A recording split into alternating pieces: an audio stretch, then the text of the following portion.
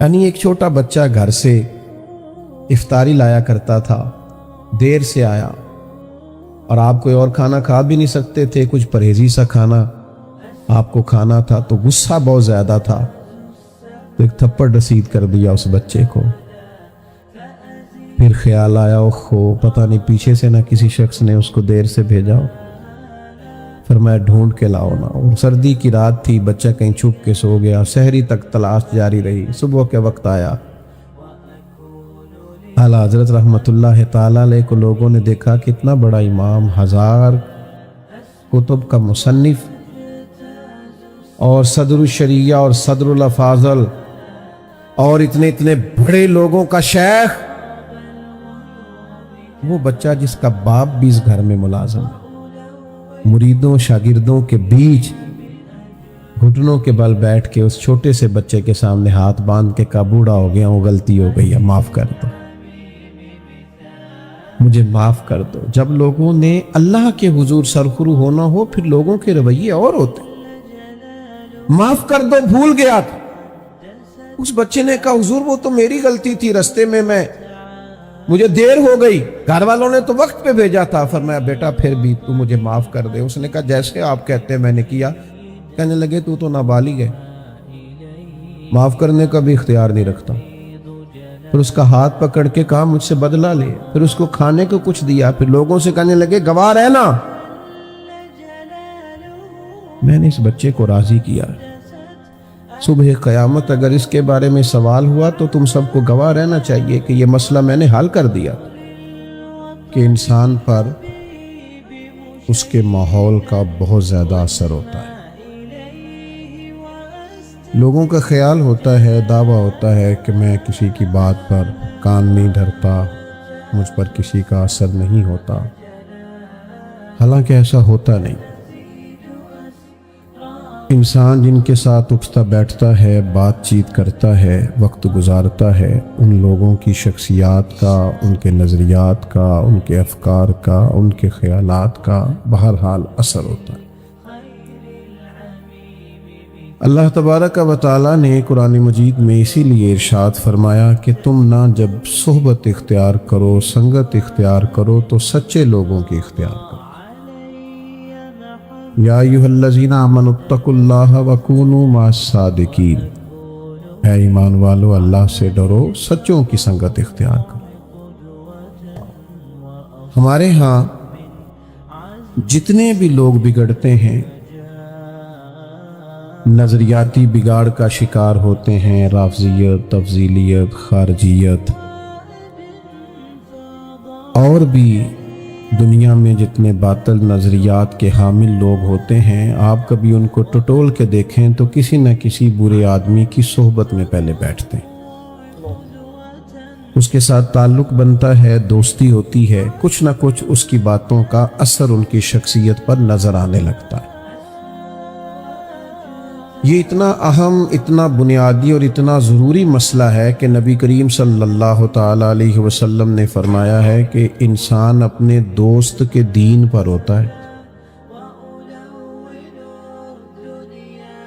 انسان اپنے دوست کے دین پر ہوتا ہے، سوچ کے دوست بنایا کرو۔ امام غزالی رحمت اللہ علیہ کے مقام پہ فرماتے ہیں کہ ہماری اولادیں، ہمارے بچے بغیر دوستوں کے نہیں رہ سکتے، کہیں نہ کہیں انہوں نے اٹھنا بیٹھنا ہے، کہیں نہ کہیں دکھ سکھ کے لیے انہوں نے تعلق بنانا ہے۔ فرماتے اس طرح کرو کہ انہیں سچے دوست خود تلاش کر کے دے دو، اچھے لوگوں کی سنگت اور صحبت ان کو میسر آئے۔ یہ جو ایک مسلسل سلسلہ تھا نا، تسلسل کے ساتھ، کہ مکمل درسیات سے فارغ ہونے کے باوجود بھی، کتاب و سنت سے گہرا شغف رکھنے کے باوجود بھی لوگ کسی درویش کے پاس جاتے تھے، بیٹھتے تھے، اس سے آداب طریقت سیکھتے تھے، اپنے نفس کی معرفت سیکھتے سیکھتے معرفت الہی تک پہنچتے تھے۔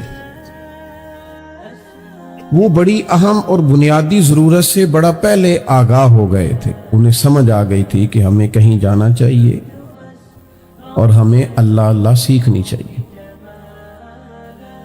آج بہت سارے لوگ تو یہ کہتے ہیں کہ پیر بڑے جعلی ہیں، تو میں کبھی کبھی کہہ دیا کرتا ہوں کہ مرید بھی کافی سارے جعلی ہیں۔ ہمیں ناراض نہیں ہونا، مرید بھی کافی سارے۔ دیکھو نا، سالوں پہلے حضرت سلطان صاحب رحمت اللہ علیہ نے شکوہ کیا ہے، کہتے ہیں رب دا طالب کوئی نہیں ملیا، کہتے جو ملیا ہے طالب زردہ ہو، کہ تو دعا کرانے آئے ہیں، گلے میں برکت ہو جائے، پیسے چار آ جائے، رب دا طالب کوئی نہیں ملے الا ماشاء۔ وہ بھی کہاں اللہ اللہ سیکھنے جاتے ہیں، کہاں وہ تربیت پاتے ہیں، کہاں خالی کشکول لے کے جاتے ہیں۔ تو رب کریم کے بندوں کی صحبت، اللہ تعالیٰ کے بندوں کی باتیں، اللہ کے لشکروں میں سے لشکر، یہ کیفیات بدلتی ہیں، سرور پیدا کرتی ہیں۔ چلیں آپ سمجھ لیں کہ آج کے دور میں اس پائے کے، اس لیول کے، اس معیار کے ہمیں بزرگ نظر نہیں آتے، پر ان کی تعلیمات تو زندہ و جاوید ہیں کہ نہیں؟ ان کے نظریات تو زندہ و جاوید ہیں کہ نہیں؟ ان کے اقوال، ارشادات ہمیں کتب میں لکھے ہوئے تو نظر آتے ہیں کہ نہیں؟ حضرت مجدد الفسانی رحمت اللہ علیہ کے مکتوبات شریف کو کبھی آپ پڑھیں نا، کبھی مکتوبات شریف کا مطالعہ کریں تو آپ کو ایسے لگتا ہے کہ حضرت مجدد صاحب مجھے سمجھا رہے ہیں، میرے ساتھ بات کر رہے ہیں، اور جس فکری اور عملی کمزوری کا آپ اظہار کر رہے ہیں وہ شاید میرے اندر پائی جاتی۔ آپ اسی تسلسل سے تمام صوفیاء کو پڑھتے جائیں، حضرت غوث اعظم رضی اللہ تعالیٰ عنہ کی کتب کا مطالعہ کریں، آپ کو احساس ہوگا کہ ایک ایک پیرے کے اندر، ایک ایک جملے کے اندر کتنے کتنے گہرے مفاہیم پنہا ہیں۔ اور پھر جس ہستی کا ذکر آج ہم کرنے جا رہے ہیں، اعلیٰ حضرت فاضل بریلوی،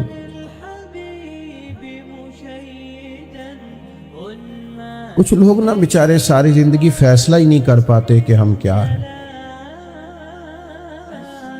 وہ کچھ سال کچھ رہتے ہیں، پھر اس کے بعد کچھ اور ہو جاتے ہیں، کچھ سالوں باتیں اور کرتے ہیں، اور پھر کچھ عرصے کے بعد باتیں اور کرتے ہیں۔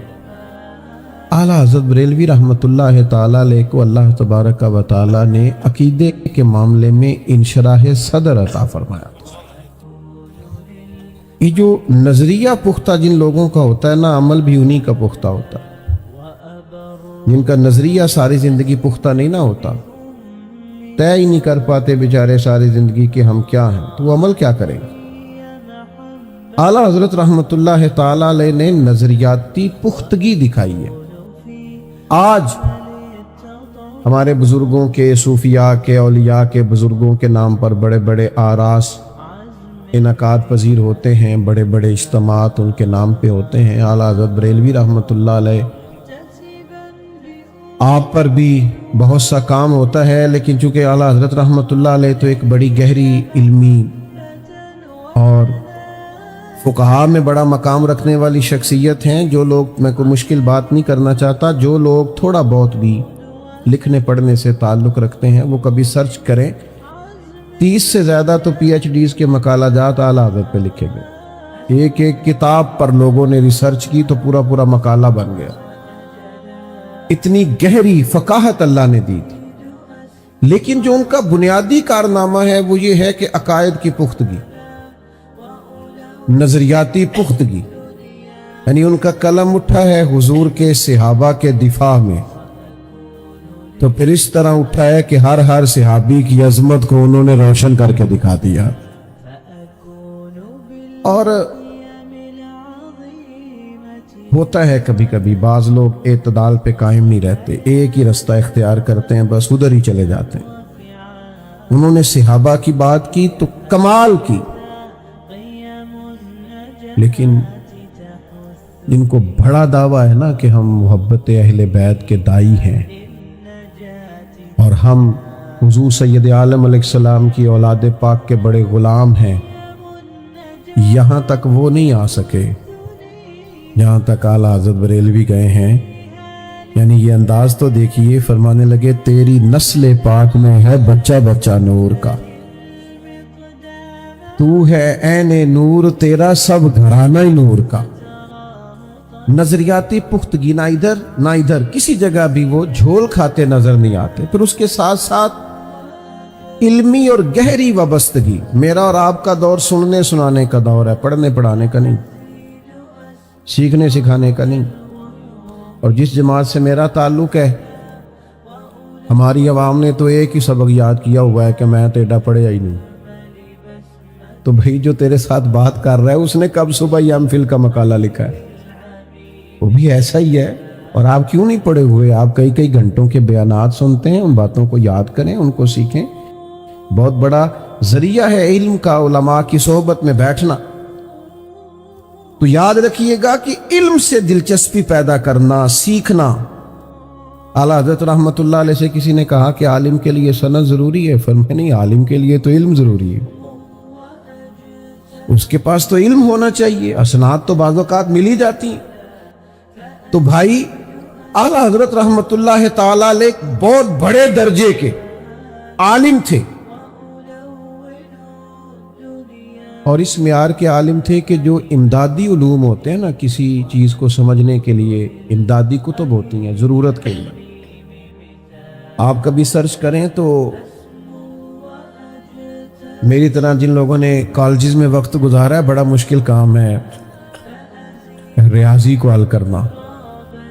میں تو کبھی کبھی اپنے ابا جی کے سامنے بیٹھتا تھا نا، تو وہ مطلب ان پڑھ ہو کے بعد ایسے سوالات پوچھتے تھے کہ وہ کیلکولیٹر دیر میں چلتا تھا، اور وہ پہلے ساری بیسیاں اور سارے سو اور سارے حصے نکال کے سامنے رکھ دیتے.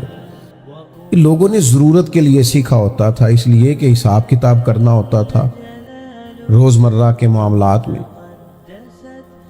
علی گڑھ یونیورسٹی میں ریاضی کے ایک بڑے زبردست پروفیسر تھے. آپ جو لوگ، ظاہر ہے کہ جو لوگ اداروں سے وابستہ ہیں وہ اچھی طرح سمجھتے ہوں گے کہ جس علم سے بھی لوگ وابستہ ہوتے ہیں وہ بیچارے اس میں کئی دفعہ الجھ جاتے ہیں. ہمارے مدارس کی زبان میں بھی کہتے ہیں کہ جو استاد رات کو اسباق تیار نہ کرے وہ صبح پڑھا نہیں سکتا.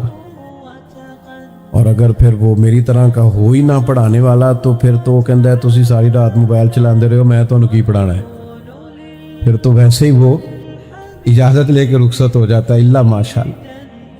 تو کچھ امدادی چیزیں بھی سیکھنی پڑتی ہیں. تو وہ بڑے زبردست ٹیچر تھے ریاضی کے، اور بڑی گہرائی رکھتے تھے. بعض لوگ نا اپنے مشن سے بڑے وابستہ ہوتے ہیں، بات کی سمجھ نہ آئے تو سینئر سے رابطہ کرتے ہیں، کتابیں دیکھتے ہیں، غور کرتے ہیں، جان نہیں چھڑاتے، اترتے ہیں گہرائی میں.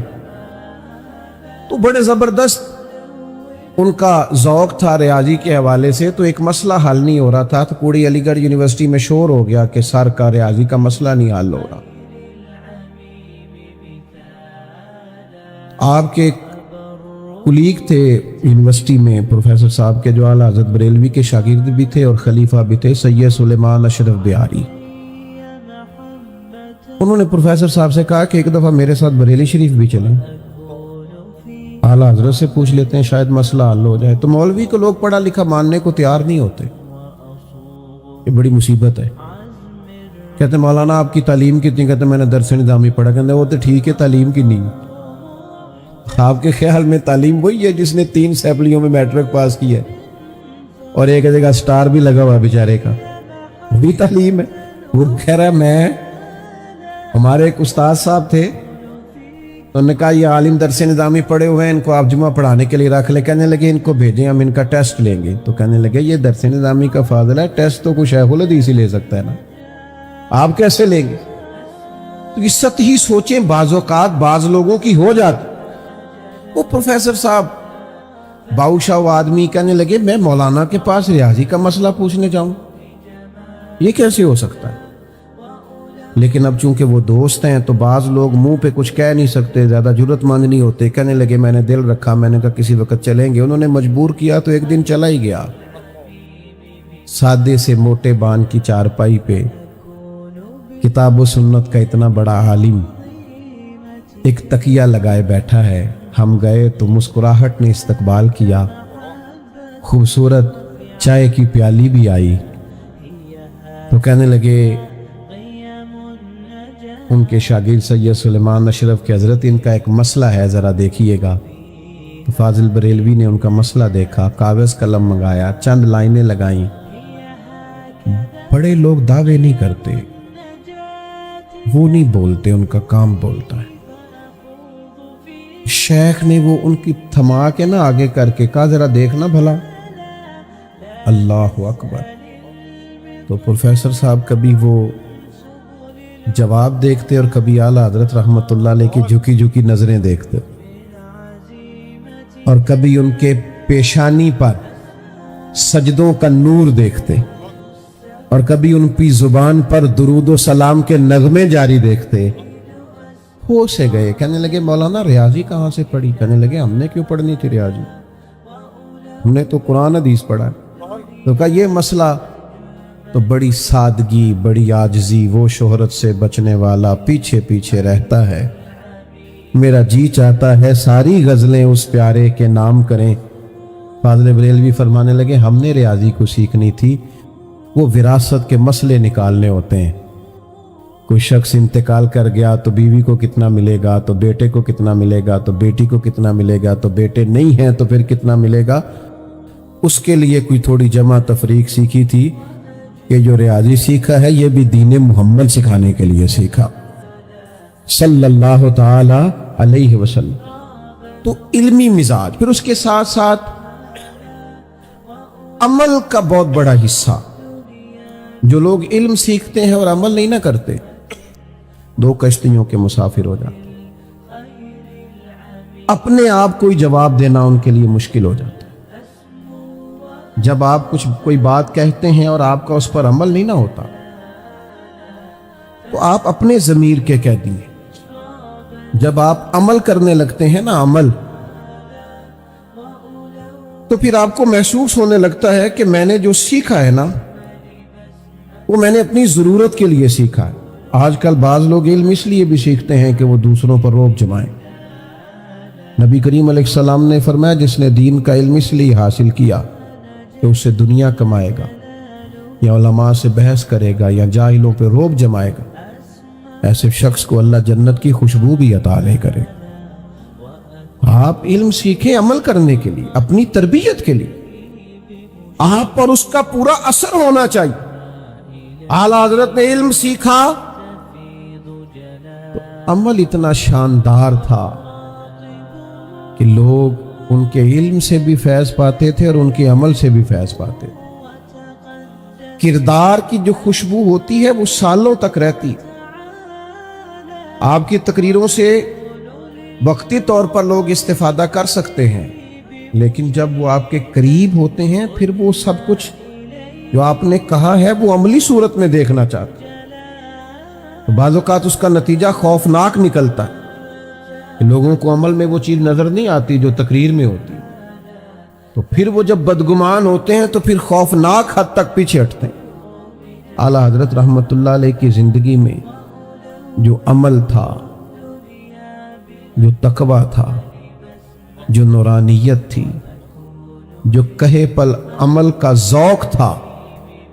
یعنی ایک چھوٹا بچہ گھر سے افطاری لایا کرتا تھا, دیر سے آیا اور آپ کوئی اور کھانا کھا بھی نہیں سکتے تھے, کچھ پرہیزی سا کھانا آپ کو کھانا تھا, تو غصہ بہت زیادہ تھا, تو ایک تھپڑ رسید کر دیا اس بچے کو.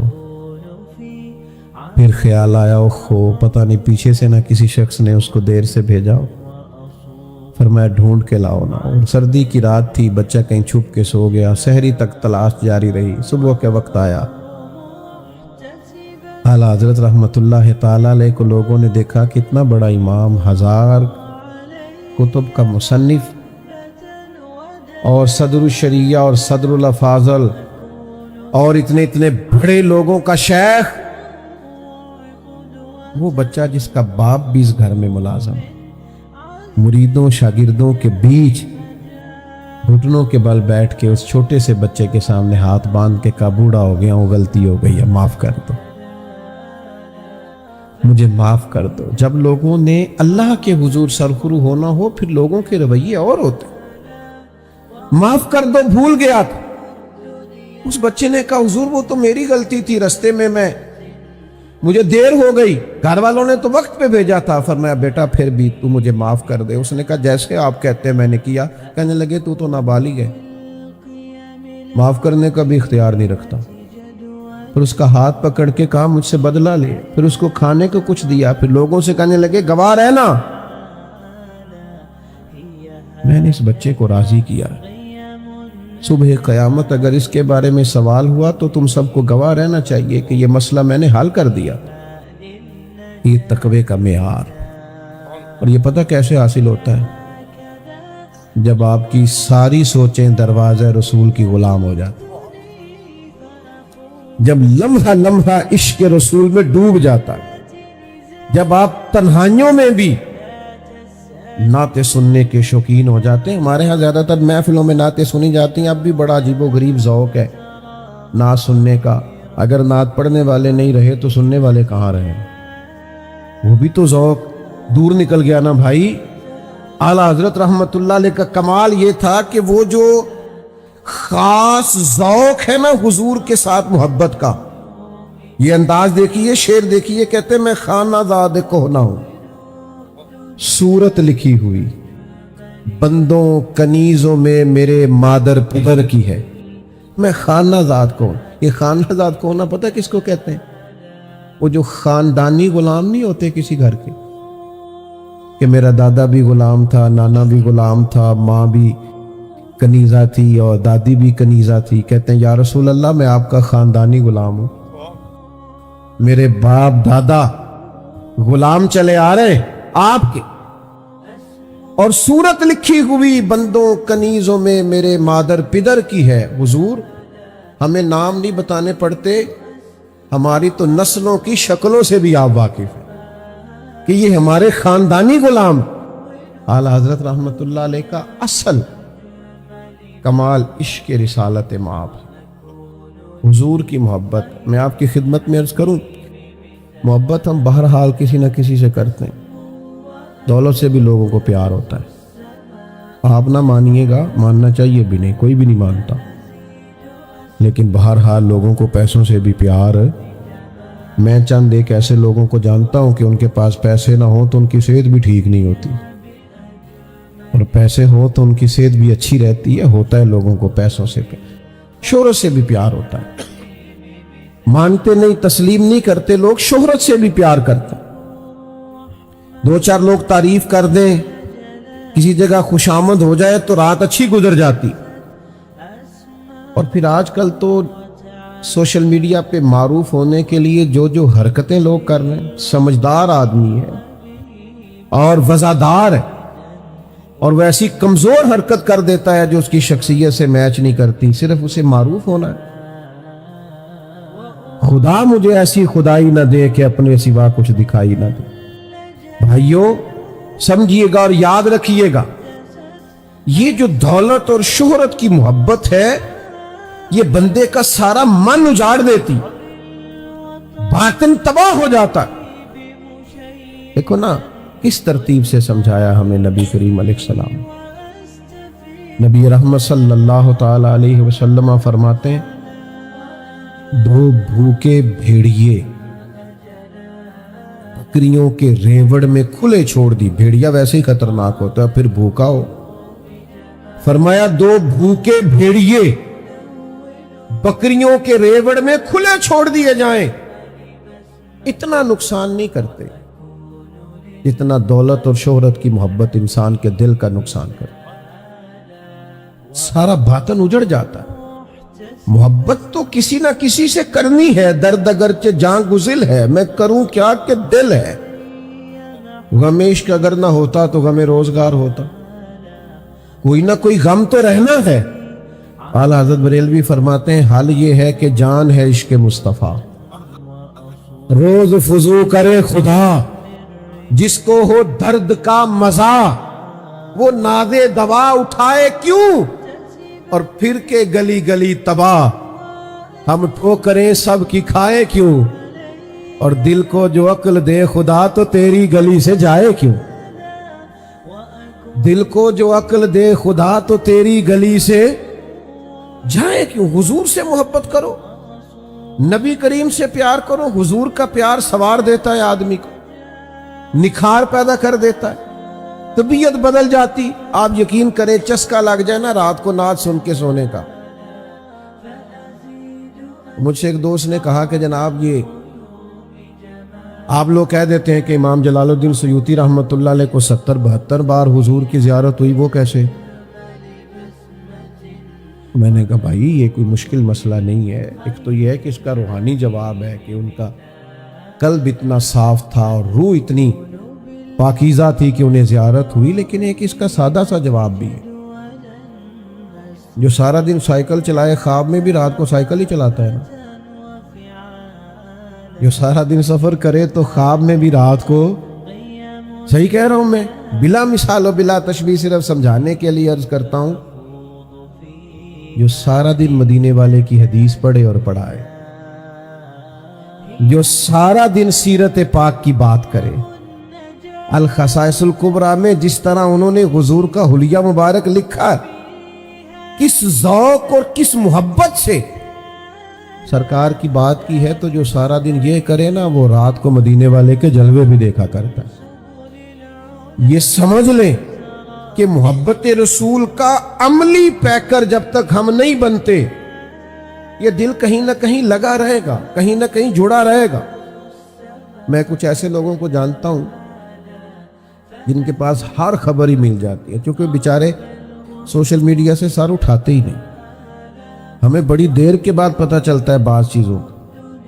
लेकिन कुछ नौजवान ऐसे हैं जो जुड़े रहते हैं, हर खबर सबसे पहले उनके पास होती। तो मैं उनको कभी कभी मशवरा देता हूं, मैं कहता हूं इस वक्त को ना चलो वादा कर लो, बाकी वक्त दुरूद और सलाम में गुजारा करो। बाकी टाइम ये ज़ौक़ पैदा करो कि मुस्तफ़ा जाने रहमत पे लाखों सलाम, शम्मे बज़्मे हिदायत पे लाखों सलाम। ये ज़ौक़ आप मोहब्बत रसूल का पैदा करें, आपको सुरूर हासिल होगा, आपकी जिंदगी में कैफ आएगा। और ये अच्छी तरह समझ लेना, मेरे बच्चों को बड़ी अच्छी तरह पता है कि हमारा वालिद पैसों के पीछे भागता है या शोहरत के पीछे भागता है, या कभी कभी अकेले में हुजूर की याद में भी रोता है। देखो ना, पता चल जाता है। मेरे दोस्तों को अच्छी तरह पता है जो मेरे साथ होते हैं कि किस मेयार का आदमी। कुछ बातें ऐसी होती हैं जो आपके किरदार से भी फूटती, अमल से भी फूटती। कुछ ज़ियाएं ऐसी होती हैं जो आपको बताना नहीं पड़ता, वो वैसे रोशनी बांटती रहती हैं। हमारे बुजुर्गों ने हमें इश्क़ रसूल का दरस दिया है। हमारा सबसे बड़ा असासा हुजूर की मोहब्बत, और नबी करीम सल्लल्लाहु ताला अलैहि वसल्लम की मोहब्बत इंसान को सवार देती, निखार देती, तब्दीली ले आती। ये एक अजीब सा नशा है जो इंसान को बहुत सारी आजमाइशों से वैसे ही बचा। हज़रत उस्मान गनी रज़ी अल्लाह ताला अन्हु वुज़ू किया एक जगह, उठ के मुस्कुराने लगे। अब मैं यहाँ बिला वजह हंसने लगूं तो आप कहेंगे मौलाना समझदार आदमी है। खैर है, क्यों हंस रहे हो? बाद में कोई खास आदमी पूछ ले, आप उस वक्त हंस रहे थे, क्या हुआ था? हज़रत उस्मान गनी रज़ी अल्लाह ताला अन्हु इतने ज़ीरक और समझदार और साहिबुर राय आदमी, बेहतरीन ताजर, मामला फहम, जबरदस्त मशवरा देने वाले, लाखों मुरब्बा मील पे हुकूमत करने वाले, शर्म हया के पैकर, इतना बड़े कद काठ का आदमी वुज़ू किया, मुस्कुरा रहे हैं। लोगों ने कहा जनाब खैर है, क्यों मुस्कुरा रहे हैं? फरमाने लगे पता नहीं। अब ये जब पता नहीं पे और परेशानी हुई, हजरत पता नहीं क्या मतलब? फरमाने लगे मुझे नहीं पता क्यों मुस्कुरा रहा हूं। एक दफा हुजूर के साथ यहां आया था, करीम ने यहां वुज़ू फरमाया था और हुजूर भी मुस्कुराए थे। मैं तो फर्ज़े मोहब्बत अदा कर रहा हूं, ये किसी की अदा है, अदा कर रहा हूं। आजकल ना लोगों को शुकूक पैदा होते हैं, माज़अल्लाह माज़अल्लाह सुम्मा माज़अल्लाह, नकले कुफ्र कुफ्र नबाशत, कहीं इल्हाद है, कहीं बेदीनी है, कहीं पूरे बुरे ख्यालात। ये बास लोग ना एतराज करते थे कि ये जो सूफीज़म है ना, ये नशे के टीके लगाते हैं, मस्त रखते हैं लोगों को। आज मैं कभी कभी सोचता हूँ कि था तो तुम्हारा एतराज, लेकिन वो तमगा नहीं बन गया। لوگ محبت رسول میں ایسے مست ہوئے کہ کسی بے دین کی بات سننے کو تیار ہی نہیں ہوتے، ادھر ادھر ان کی توجہ ہی نہیں جاتی۔ تو یہ اثاثہ ہے ہمارے بزرگوں کا، اس اثاثے کا ہمیں خیال کرنا چاہیے۔ ہمیں محبت رسول صلی اللہ تعالی علیہ وسلم میں وابستہ رہنا چاہیے۔ بات کو ختم کر رہا ہوں، بغیر نعت سنے کبھی نہ سویا کریں،